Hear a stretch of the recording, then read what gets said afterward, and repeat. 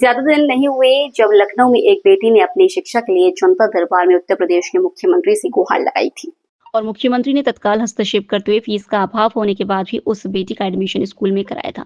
कुछ ऐसी नजारा आज झांसी में संघर्ष सेवा समिति कार्यालय में देखने को मिला, जहां शिक्षा पाने के लिए आतुर एक बेटी को आर्थिक अभाव के चलते पढ़ने के लिए संघर्ष सेवा समिति के संस्थापक अध्यक्ष और वरिष्ठ समाज सेवी डॉक्टर संदीप सरावगी ने हाथ थाम कर शिक्षा से संबंधित संसाधन उपलब्ध कराए। दरअसल शिक्षा जीवन का एक ऐसा हथियार है जिसके सहारे प्रगति हर तरह से हासिल की जा सकती है।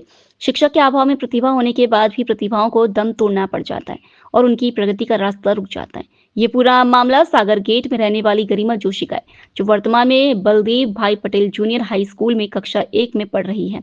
गरिमा को पढ़ने की ललक है। साक्षर बनने के बाद कुछ बड़ा बनने के उसके सपने हैं, लेकिन उसके सामने आर्थिक अभाव सबसे बड़ी बाधा बनकर खड़ा हो जाता है। दरअसल गरिमा के पिता अरविंद जोशी दिव्यांग है। शारीरिक रूप से दिव्यांग होने के कारण उनकी आर्थिक स्थिति भी कमजोर है। हालांकि अरविंद एक बेहतर क्रिकेट खिलाड़ी भी है, जो दिव्यांग टीम से कई प्रतिस्पर्धा में भाग ले चुके हैं।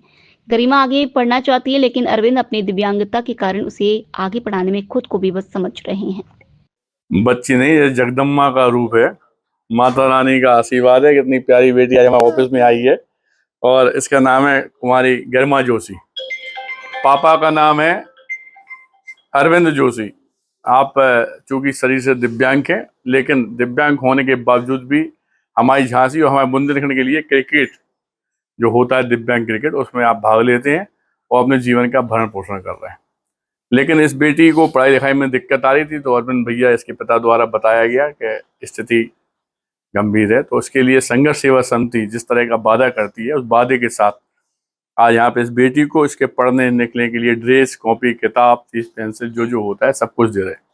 और इस बात के वादे के संग में दे रहे हैं कि भविष्य में भी इस बेटी के उज्जवल भविष्य में अगर किसी तरह की कोई दिक्कत आती है तो मैं डॉक्टर संदीप सरावगी और संघर्ष सेवा समिति टीम हमेशा इसके साथ है। दूसरा, झांसी में दोबारा यह आह्वान, यह बात हम करना चाहते हैं कि अगर भविष्य में वास्तविकता में कोई भी बेटी, कोई भी बेटा पढ़ना लिखना चाहता हो, स्थिति खराब हो, कोई भी टेंशन हो और भगवान पे आश्रित है, तो उसी भगवान का दिया हुआ मैं डॉक्टर संदीप सरावगी एक परिवार में भाई और बेटे की तरह, पिता की तरह हमेशा उस परिवार के साथ में हूँ जिसमें वास्तविकता में किसी तरह की कोई दिक्कत है।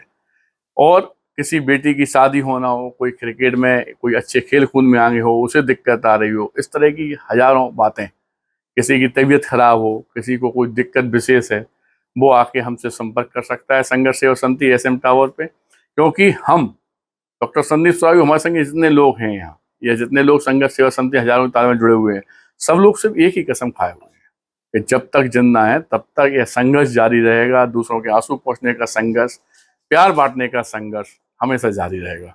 धन्यवाद करना चाहिए। संघर्ष सेवा समिति कार्यालय के माध्यम से डॉक्टर संदीप ने आपकी सहायता किया, क्या कहना चाहूँगा? मैं सबसे पहले तो उनका दिल से शुक्रिया अदा करना चाहूँगा। और मैं भैया से काफ़ी टाइम से जुड़ा हूँ और भैया ने सबसे पहले जब मैं जुड़ा था तो भैया ने एक ही बात मुझसे बोली थी कि मैं तुम्हारा भाई, तुम्हारा अंग बन के तुम्हारे साथ चलूँगा। बेटा, कभी भी अगर इस संसार में अगर आए हो तो सुख तो लगा है, मगर कभी भी अगर आपको मेरी ज़रूरत पड़े तो बस निसंकोच एक बार मेरे पास आना और अपनी सारी समस्या बताना। मैंने भैया जी के पास आया, बिटिया के कॉपी किताब के लिए बोला। भैया ने एक बार ही बगैर सोचे समझे मेरी समस्या को चुटकियों में हल कर दिया, जिसका मुझे उम्मीद नहीं थी। मैं एक बार धन्यवाद देना चाहता हूँ और बस यही आशीर्वाद लेना चाहता हूँ बड़े भैया का कि उनका हाथ मेरे ऊपर सदैव बना रहे।